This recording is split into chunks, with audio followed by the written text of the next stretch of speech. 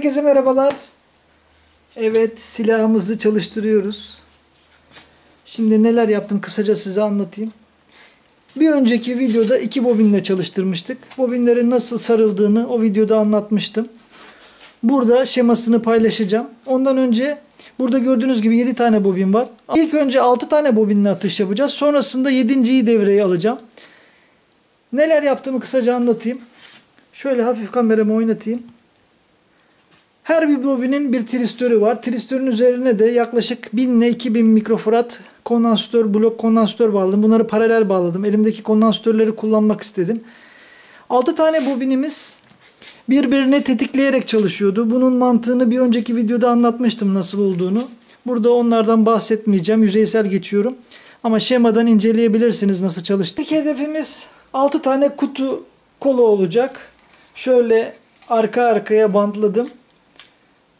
Bakalım silahımız ne kadar güçlü olmuş. Hep beraber görelim. 6 bobinle bunları sıkacağız. Sonrasında farklı değişik hedeflere ateş edeceğiz. Mesafeyi de uzatacağız. Hedefimiz 3 santim boyunda ortalama. 6 milim kalınlığında. Atışa başlıyoruz. İlk atışımız geliyor.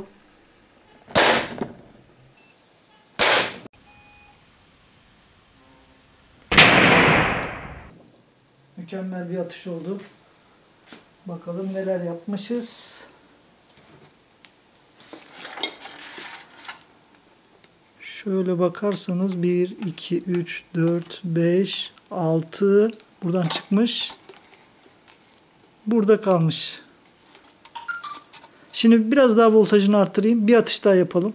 Bu sefer çalışma voltajımı 450 volta çıkartacağım. Öyle devam edeceğim.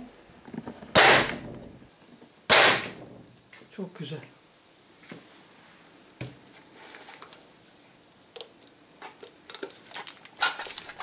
Evet, bu sefer şuradan çıktık. Hepsini deldi. Bir tane de uzaktan soda şişesine atmak istiyorum.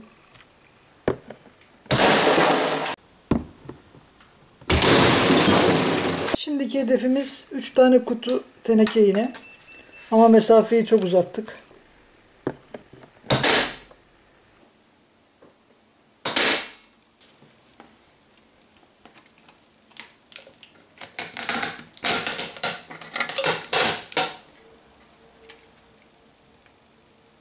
Çok güzel. Girmiş ve çıkmış. Burada videoya bir virgül koymak istedim. Atışlarımız mükemmel gidiyor. Bu ikinci nesil projemizdi. Eğer devam edersem 90 santim namlusu 20 bobinle çalışan ve 800 voltla ateş edebilen bir sistem kuracağım. Sizden ricam kanalıma destek olmanız. Şimdi daha uzak mesafelerden atış yapalım. Bakalım silahımız nasıl çalışıyor. Devam. Soda şişesi uzak mesafe atış.